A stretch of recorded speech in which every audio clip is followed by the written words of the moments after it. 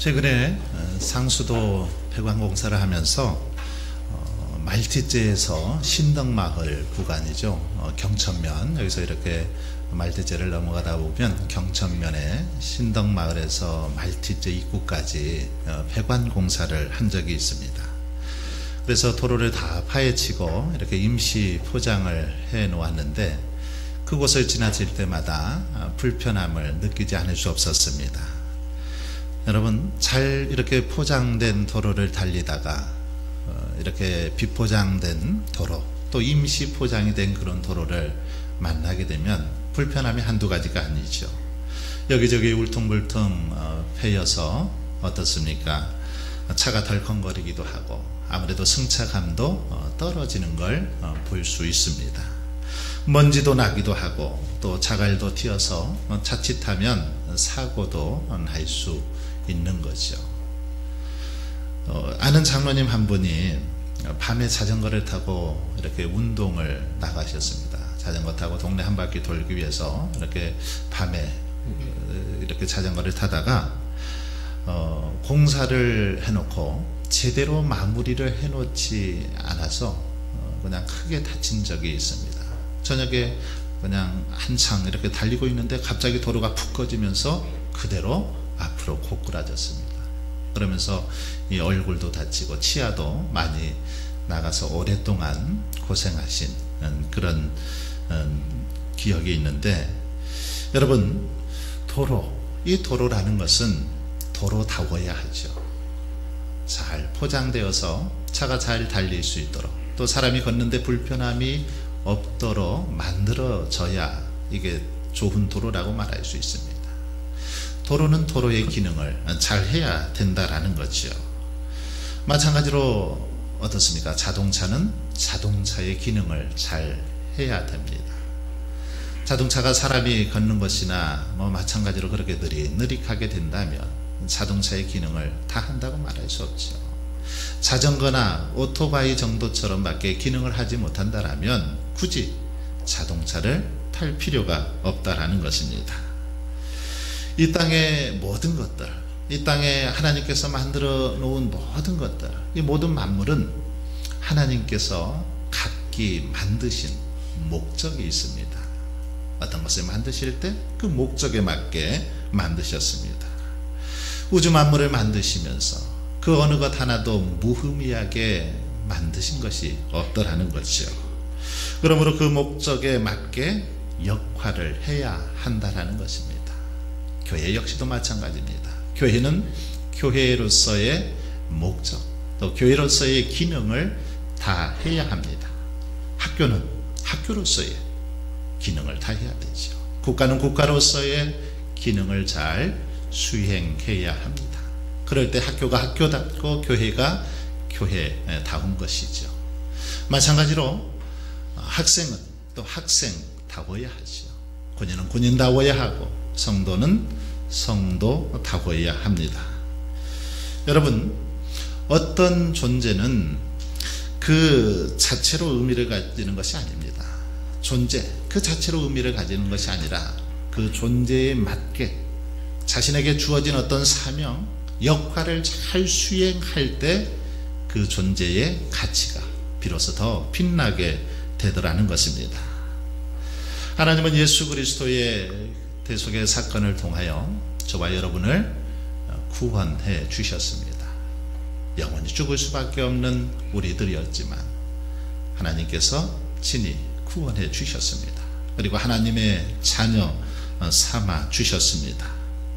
그러므로 우리들은 하나님의 자녀답게 살아가야 된다는 거죠.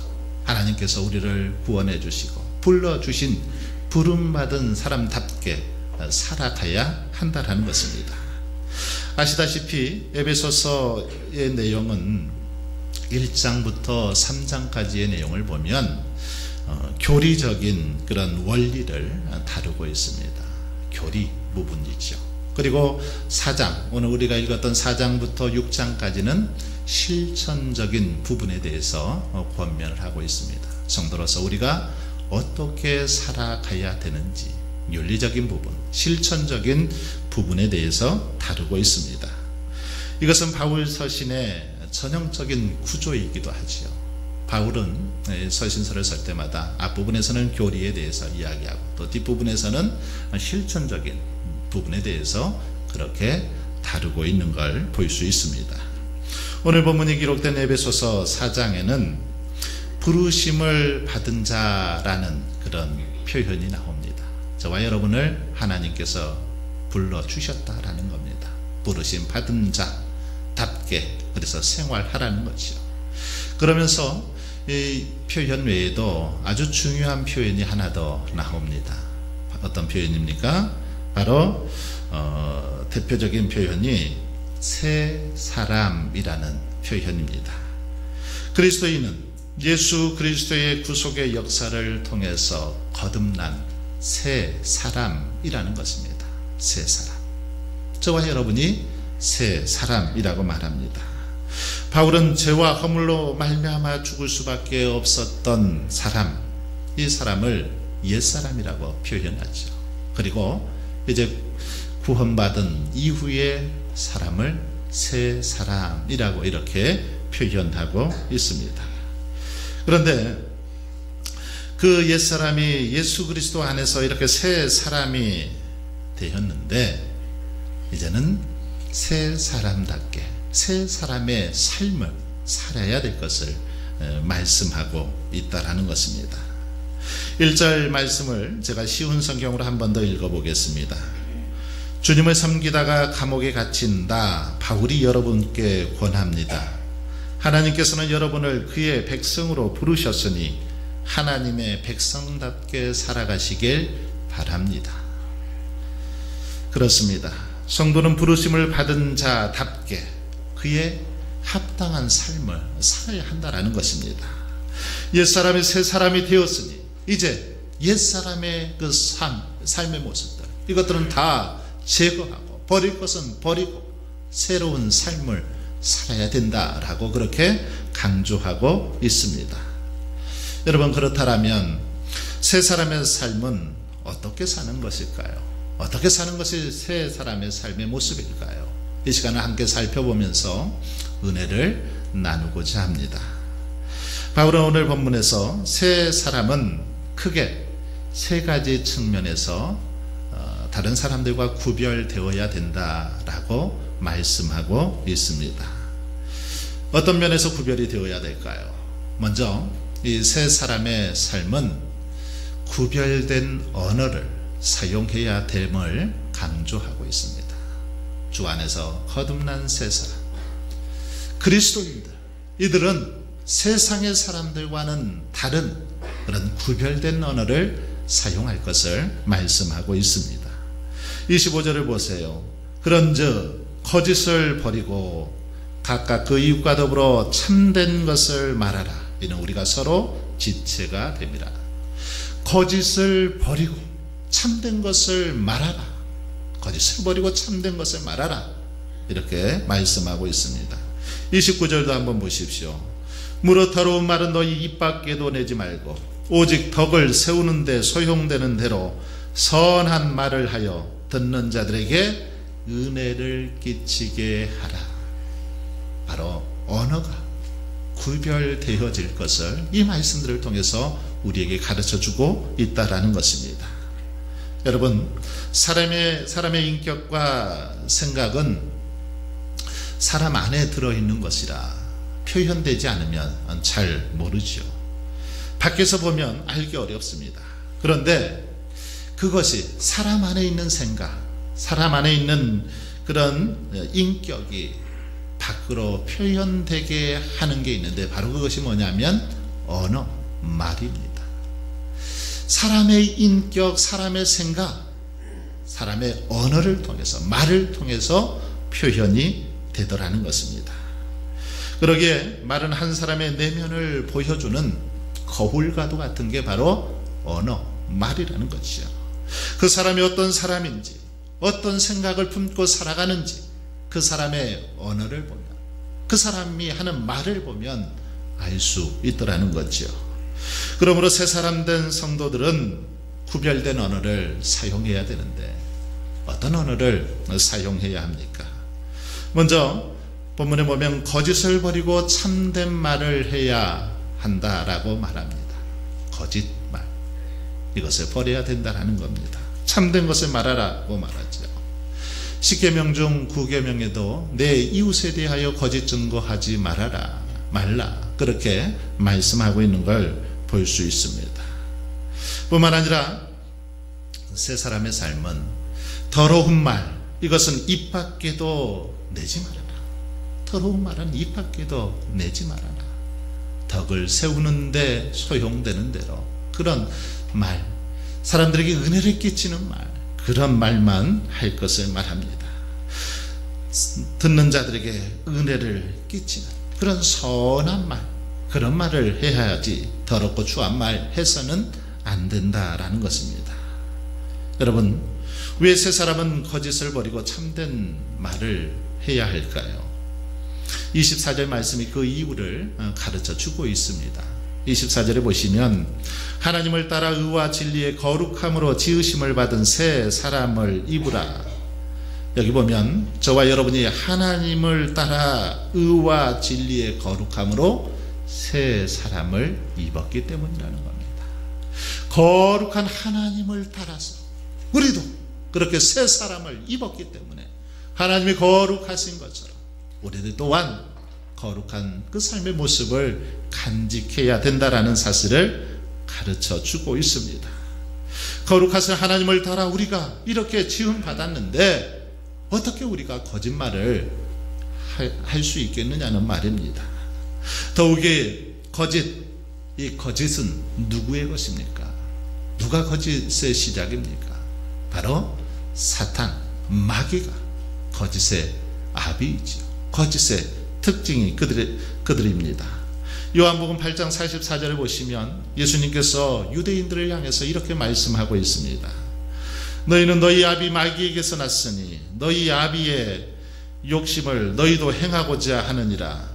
그는 처음부터 살인한 자요 진리가 그 속에 없으므로 진리에 서지 못하고 거짓을 말할 때마다 제 것으로 말하나니 이는 그가 거짓말쟁이요 거짓의 아비가 되었음이니라. 거짓, 이것은 마귀의 특징이라는 것입니다. 마귀의 것이라는 거죠. 거짓말하는 것, 마귀들이 좋아하는, 사탄이 좋아하는 그런 모습이라는 겁니다. 그런데 우리가 여전히 거짓을 말하면서 과연 하나님의 자녀여 하나님의 백성이라고 말할 수 있겠느냐는 말씀입니다. 여러분, 초대교회 아나니아와 삽비라를 한번 보십시오.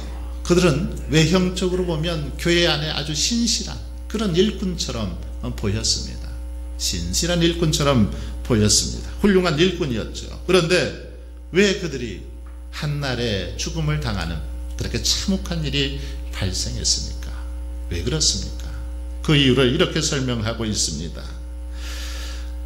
아나니아야, 어찌하여 사단이 내 마음에 가득하여 내가 성령을 속이고 땅값 얼마를 감추었느냐.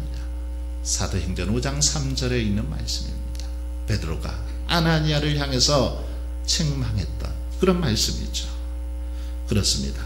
아나니아의 거짓말 때문에, 성령을 속인 죄 때문에 이렇게 무서운 심판을 당하게 되었다라는 사실입니다. 그러므로 주 안에서 새 사람 된 우리들은 여러분, 하나님을 속이는 거짓말을 해서는 안 된다는 것입니다. 거짓말은 마귀의 특징이고 마귀에게 속해 있기 때문입니다. 사랑하는 성도 여러분, 이처럼 성도들은 거짓을 버리고 참된 것을 말하되 특별히 오직 덕을 세우는데 그렇게 힘을 쏟아야 합니다. 듣는 자들에게 은혜를 끼치게 해야 됩니다. 세상 사람들과는 다른 그런 언어를 구사하고 사용할 수 있어야 한다라는 거지요. 바울은 29절에서 오직 덕을 세우는데 힘쓰라 이렇게 권면하고 있는데, 이 덕을 세우는데 이 말은 원어를 보면 집을 의미하는 오이코스라는 단어와 그리고 세우다라는 뜻의 이 데모라는 단어가 이렇게 합성되어진 단어인데, 이 단어의 뜻은 문자적으로는 집을 세우다 이런 의미가 있습니다. 덕을 세우다라는 말은 집을 세움. 그러나 여기서 집을 세운다는 것은 단순한 건축의 의미가 아니죠. 그리스도의 몸을 세운다는 것이고 곧 교회 공동체를 세운다라는 그런 의미가 이 속에 들어 있습니다. 또한 소용되는 이라는 말이 있는데 이 말은 알맞게 적당하게 라는 그런 의미를 가지고 있습니다. 알맞게 적당하게. 그리고 선한 이 말은 적절한 쓸만한 이런 단어입니다. 따라서 이 말씀을 종합해 보면 성도들은 언제나 교회 공동체를 세우기 위해서 적절한 말을, 적합한 말, 알맞은 말을 사용해야 된다라는 그런 말씀입니다. 경우에 합당하고 꼭 필요한 말, 공동체를 살리고 세우는데 필요한 말, 이런 말들을 해야 된다라는 겁니다. 교회 공동체를 또는 구역 공동체를 파괴하고 깨트리는 그런 언어를 사용해서는 안 된다라는 것입니다. 그것이 아무리 옳고 정당한 말이라 할지라도 교회 공동체를 파괴하고 하나님의 영광을 이렇게 방해하는 그런 언어라면 사용해서는 안 된다라는 것입니다. 부름받은 성도로서 새 사람으로서 늘 신중한 그런 언어 생활을 해야 될 것을 바울 사도는 이렇게 강조하고 있습니다. 특별히 남을 위로하고 격려하는 말을 해야 될 것을 말씀하고 있습니다. 왜 그렇습니까? 많은 말 중에서 가장 귀하고 아름다운 말, 은혜로운 말은 바로 격려와 칭찬이기 때문이지요. 이 마크 트웨이는 멋진 칭찬을 들으면 그것만 먹어도 2달은 살 수 있다, 이렇게 말합니다. 칭찬, 누군가에게 좋은 칭찬, 멋진 칭찬을 들으면 2달 동안 그냥 음식 안 먹어도 그렇게 살아갈 수 있다라는 겁니다. 그렇습니다. 오늘날 많은 사람들이 음식을 못 먹어서 배고픈 것이 아닙니다. 칭찬을 받지 못하기 때문에, 격려를 받지 못하고 위로를 받지 못하기 때문에 그렇게 고달픈 인생을 살아가는 것입니다. 그러므로 저와 여러분은 날마다 격려하는 일에, 또 칭찬하는 일에 힘쓸 수 있기를 바랍니다. 세상의 사람들과는 다른 그런 언어를 구사하고 사용할 수 있기를 바랍니다. 두 번째, 새 사람의 삶은 마음을 잘 다스려야 된다라고 말합니다. 새 사람의 삶, 이 마음을 잘 다스려야 될 것을 말하고 있습니다. 특히 바울은 사람이 가지는 부정적인 감정, 이 부정적인 감정을 잘 다스릴 수 있어야 됨을 말씀하고 있습니다. 26절로 27절을 보세요. 분을 내어도 죄를 짓지 말며 해가 지도록 분을 품지 말고 마귀에게 틈을 주지 말라. 31절도 보시면 너희는 모든 악독과 노함과 분냄과 떠드는 것과 비방하는 것을 모든 악의와 함께 버리고. 바울은 분을 내어도 죄를 짓지 말라고 합니다. 그리고 해가 지도록 분을 품지 말라고 그렇게 말하고 있습니다. 여러분, 해가 지도록 분을 품지 말라고 했는데 유대인들에게 있어서 해가 지는 이 시간은 우리하고는 좀 개념이 다릅니다. 그들은 해가 질 때부터 하루가 시작합니다. 그러니까 해가 지는 시간은 하루가 끝나는 시간이 아니라 하루가 시작되는 시간입니다. 그러므로 해가 질 때까지 분을 가지고 있는 것, 다음 날에도 분노를 버리지 못하고 계속해서 분노가 지속된 상태를 의미하고 있다는 것입니다. 계속해서 이 분을 풀지를 못하고 참지를 못하고 계속 마음속에 간직하고 있는 그런 상태를 의미합니다. 여러분, 성도들은 그 분노의 성격이 무엇이든지 간에 잠자리까지 그 분노를 가지고 들어가서는 안 된다라는 말씀입니다. 계속해서 그 분노를 품고 살아서는 안 된다라는 거죠. 이웃이나 형제와의 그 화목하지 못한 상태에서 하나님과의 관계를 아름답게 맺어갈 수 없기 때문입니다. 그래서 야고보는 내 사랑하는 형제들아, 너희가 알거니와 사람마다 듣기는 속히하고 말하기는 더디하며 성내기도 더디하라. 사람의 성내는 것에 하나님의 의를 이루지 못함이니라. 이렇게 말씀했습니다. 성내는 거 더디하라는 것입니다. 하나님의 의를 이루지 못한다라는 거죠. 여러분, 하지만 이 분노가 또 항상 부정적인 것만은 아닙니다. 예수님도 성전에서 장사하는 사람들을 향해서 분노하신 적이 있죠. 바울도 동족들이 복음을 받아들이지 못할 때, 자기 민족들이 복음을 받아들이지 못할 때 분노한 적이 있습니다. 성경 안에는 의로운 분노도 있더라는 거지요. 하지만 동기와 목적이 선하고 의롭다 할지라도 그것을 오랫동안 이 자기 마음에 두다 보면 어떨까요? 마귀가 틈탈 수 있다는 것입니다. 마음속에 이 분노를 계속 가지고 있으면, 그것이 의분이든지 아니면 개인적인 어떤 분노이든지 상관없이 그 분노가 마음속에 오랫동안 자리 잡고 있으면 그 틈을 타서 마귀가 들어오더라는 것입니다. 악독과 노함과 분노, 이런 것들이 들어오게 되더라는 것입니다. 때문에 성도들은 마귀가 틈타지 못하도록 이 분노의 감정을 신속하게 제거하고 없애야 합니다. 요즘 우리 사회가 앓고 있는 중병 가운데 하나가 바로 분노 조절 장애입니다. 분노 조절 장애. 최근에 이렇게 사용되는 그 병명이기도 하죠. 그전에는 뭐 이런 말을 잘 쓰지 않았던 것 같습니다. 분노 조절 장애. 많은 강력한 사건들의 배후에 보면 분노 조절 장애가 있었기 때문에, 분노를 조절하지 못해서, 분노를 잘 다스리지 못해서 그만 순간적으로 그렇게 사고를 치더라는 것입니다. 분쟁이 있는 교회들을 한번 보십시오. 세상 공동체보다 더한 분노와 저주를 같은 지체들에게 퍼붓고 있는 경우들이 많이 있습니다. 분쟁이 끊이지 않는 교회들의 모습을 보면 세상 사람들보다 오히려 더 심하게 그렇게 분노와 저주를 퍼붓더라는 것입니다. 이런 모습은 마귀에게 틈을 주는 정도가 아니라 마귀에게 놀이터가 되도록 내어주는 것입니다. 교회가 마귀에게 놀이터가 되도록 하는 것이죠. 이런 교회를 보는 하나님의 마음 어떻겠습니까?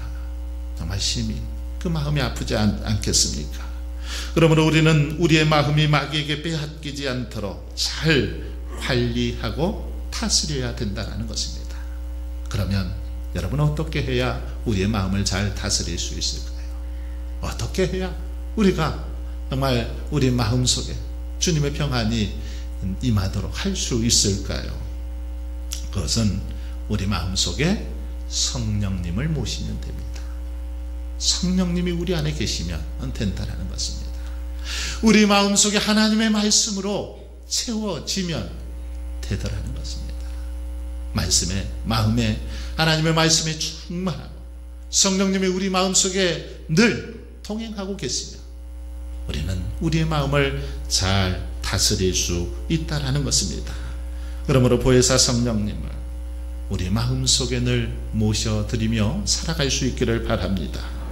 마귀가 기생할 수 없도록 하나님의 말씀으로 저와 여러분의 심령을 가득 채워갈 수 있길 바랍니다. 그래서 하나님이 기뻐하시는 마음 갖고 가길 바랍니다. 끝으로 세 사람의 삶은 관계를 잘 맺어야 된다라고 바울은 강조하고 있습니다. 관계를 잘 맺어야 된다. 사실 언어를 구분해서 사용하고 마음을 이렇게 잘 다스리며 생활을 하는 사람들은 관계를 잘 맺게 되어 있습니다. 그렇지 않습니까? 언어를 잘 사용하고 마음을 잘 다스리며 친구 관계가 좋습니다. 주변의 사람들과 관계가 좋죠. 32절을 한번 보십시오. 서로 친절하게 하며 불쌍히 여기며 서로 용서하기를 하나님이 그리스도 안에서 너희를 용서하심과 같이 하라. 자, 여기 보시면 서로라는 단어가 나옵니다. 관계라는 것은 서로입니다. 서로. 일방적인 게 아니더라는 거죠. 둘이 있으면 두 사람이 서로 노력해야 된다는 것입니다. 한 사람만 해서는 안 된다는 거죠. 서로 친절하게 하며 불쌍히 여기며 서로 용서하기를 하나님이 그리스도 안에서 너희를 용서하신 것 같이 하라. 서로 친절하게 하고 불쌍히 여기며 용서하는 것, 이것은 관계를 맺는 데 있어서 아주 중요한 요소입니다. 우리가 인간관계를 맺어가는 데 있어서 이것은 너무너무 중요합니다. 친절하게 대해야 된다는 겁니다. 상대방을 친절하게 부드럽게 대해야 된다는 거죠. 불쌍하게 여기며 긍휼히 여기는 마음으로 대하고 또한 죽게 하듯 하라는 겁니다. 주님께서 우리를 용서하신 것처럼 너희도 그런 마음으로 하라는 거죠. 여러분, 사람은 관계를 떠나서는 살 수 없습니다. 인간은 관계를 통해서 성장하고 관계를 통해서 행복도 누리더라는 거죠. 아무리 좋은 대학을 다니고 뛰어난 재능이 있어도 그렇기 때문에 관계에서 실패하면 그 사람의 삶은 실패자가 되는 것입니다. 그러나 조금 못 배워도 재능이 좀 떨어져도 좋은 관계를 맺어가면 그것 때문에 성공할 수 있다라는 것입니다. 그런데 좋은 관계, 신뢰의 관계를 유지하려면 지켜야 할 덕목이 있고 수고하고 노력해야 될 그 노력이 필요하죠. 바로 서로 친절하게 하고 불쌍히 여기며 서로 용서하는 그 수고, 그 노력이 필요하다라는 것입니다. 그래서 바울은 서신서를 통해서, 특별히 골로새서를 통해서 부부관계나 부모와 자식 간의 관계, 또 종들과의 관계 속에서 어떻게 해야 될지를 가르쳐 주면서 골로새서 3장 23절에서 이렇게 말씀하죠. 무슨 일을 하든지 마음을 다하여 죽게 하듯 하고 사람에게 하듯 하지 말라. 무슨 일을 하든지 죽게 하듯 하라. 주님께 하듯이 그렇게 대하라는 것입니다. 주님을 섬기는 마음으로 그렇게 내 형제를, 자매를, 이웃을 섬기라는 것입니다. 신중하게 그렇게 하라는 것이죠. 인상파화가로 유명한 고흐가 어느 날 창가에 앉아서 밖을 쳐다보고 있는데 한 사람이 지나가는 겁니다. 지나가는데 그 사람이 이렇게 입고 있는 옷이 어떤 물건을 샀던 천으로 만든 옷이었는데 가슴에 보니까 그런 문구가 쓰여져 있는 것입니다. 잘 깨짐, 브레이커블이라는 그 영어가 딱 써져 있는 겁니다. 이 모습을 보면서 고흐는 무릎을 치면서 그렇구나, 그래, 사람은 잘 깨지는구나, 잘 깨지는 그런 존재구나, 그렇게 생각을 했습니다. 그리고 이제 그 사람이 자신 앞을 지나가면서 뒤를 보니까 뒤에도 또 글씨가 써 있는 것입니다. 뒤에는 뭐라고 쓰여져 있냐면 취급주의, be careful 해서 취급주의라는 이 문구가 다 써져 있는 겁니다. 이것을 보고 역시 한 번 더 무릎을 쳤습니다. 그래 사람은 조심히 다뤄야 돼, 취급을 주의해야 돼, 깨달았다라는 겁니다. 여러분, 그렇습니다. 사람은 깨어지기 쉬운 존재이죠. 그래서 조심해서 다루고 취급해야 합니다. 사람과 사람의 관계 역시 마찬가지라는 겁니다. 사람이 그런 존재이기 때문에 인간관계는 조심해서 하지 않으면 깨어지기 쉽다라는 사실입니다. 그러므로 아름다운 관계를 맺어가기 위해서는 그 사람에 대한 관심과 배려가 있어야 된다는 것입니다. 부드러운 관계를 맺기 위해서 내가 먼저 부드러운 언어로 그 사람에게 다가가야 된다는 것입니다. 좋은 관계를 맺기 위해서는 내가 먼저 좋은 것들을 투자하고 베풀 수 있어야 된다는 것입니다. 그럴 때 좋은 관계를 만들어갈 수 있다는 사실입니다. 우리가 살고 있는 이 세상의 문제 대부분 깨어진 관계 때문입니다. 관계가 깨어졌기 때문에 많은 문제들이 발생하더라는 거죠. 여러분이 겪고 있는 개인적인 문제들, 또 사회적인 문제들, 교회적인 문제들, 다 이 관계가 깨어짐에서부터 비롯되었다라는 사실입니다.